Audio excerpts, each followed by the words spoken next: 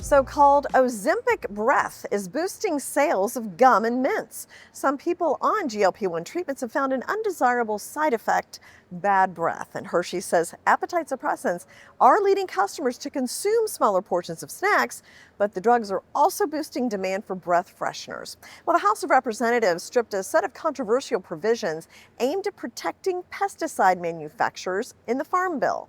There was a groundswell of opposition from lawmakers and MAHA advocates who said the provisions amounted to a liability shield to protect Bayer from allegations that its Roundup herbicide and its chemical glyphosate cause cancer. Bayer said Congress has turned their backs on U.S. farmers in an increasingly competitive global landscape. And the Healthy Food Agenda has set its sight on hospital meals. It's urging the public to report hospitals and nursing homes that serve sugary drinks, nutrition shakes, or meals that don't meet dietary guidelines established by the Department of Agriculture, with officials vowing to withhold millions of dollars in federal funding if violations occur. What the guidance calls don'ts: sugar-sweetened beverages or juice, and do's: water, unsweetened tea, milk, or coffee. And meals suggested in the memo include grilled salmon with quinoa or bean-based entrees with leafy greens. Study after study has found that exercise boosts mood and reduces anxiety. Two large analyses published earlier this year go further, suggesting it works almost as well as therapy or antidepressants. But experts aren't as easily convinced. Most researchers are confident that exercise does improve the mood. Aerobic workouts like running, walking, or cycling seem to be particularly beneficial. For depression, group-based or supervised exercise is more effective than sweating alone, according to these studies. Well, a research team led by Yale psychologist Rajita Sinha has found that reducing parent stress can help prevent childhood obesity.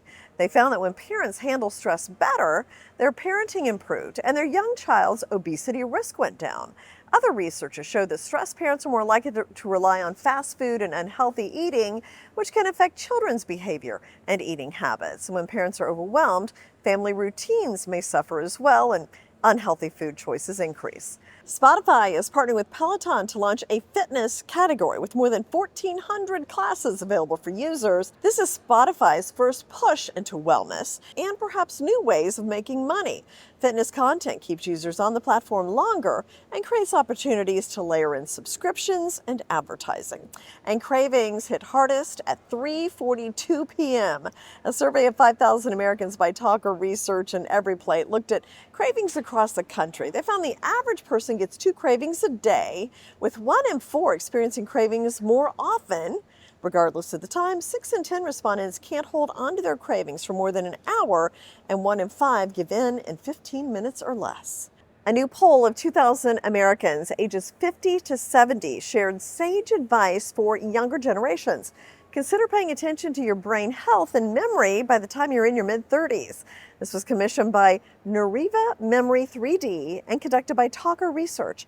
And the study highlights how common everyday memory lapses are, with nearly 9 in 10 seniors reporting occasional forgetfulness. To proactively care for their memory and brain function, many said they use brain health biohacks, activities, or personal care methods that use technology, biology, or experimentation to optimize their health and proactively care for their memory and brain. Well, marriage is linked to a lower risk of developing cancer. A study of more than 4 million cancer cases in the U.S. found cancer rates were about 68% higher among men who had never married compared with those who have. For never married women, the relationship was even more pronounced, with cancer rates 83% higher. That's according to research that was published in the journal Cancer Research Communications. Married people tend to have greater economic stability and better support systems, and they are more likely to stick with treatment. Well, a salaried job with health benefits has long been considered the gold standard of employment in the U.S., but now, as sharply rising healthcare premiums eat into workers' pay, young, healthy professionals are rejecting their employer-sponsored insurance. Instead, they're going without health insurance, or they're finding cheaper options elsewhere, saying they can't afford the company plan. The share of workers covered by their firm's benefits has remained relatively stable in the past few years, but has fallen to 61%, down from 64% in 2020, according to a survey by KFF. Well, a survey of 2,000 adults looked at how respondents understand the importance of eye health and preventative care, and they found that Gen Z is the likeliest to have put off visiting the optometrist. Similarly, the survey from Talker Research on behalf of the American Optometric Association also found 20% of respondents haven't had an eye exam in the last year, though only 11% say it's been so long they can't remember when. Many are due for one, especially since the average American spends nearly 50 hours in front of screens per week.